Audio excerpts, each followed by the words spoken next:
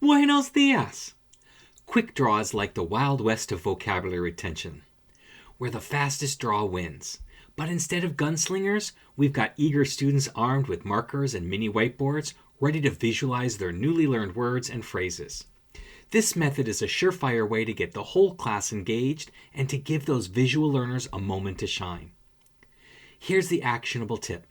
Throw a word or a phrase into the mix and watch as your students race to sketch their interpretations.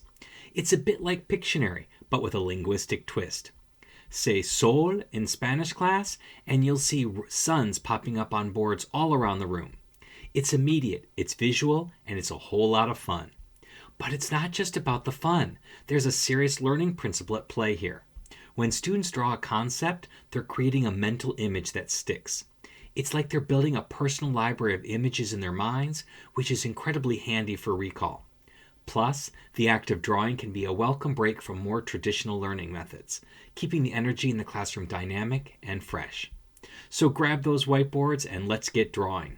It's a quick, effective way to reinforce vocabulary, and it taps into different learning styles. And who knows, you might just uncover some hidden artistic talents along the way.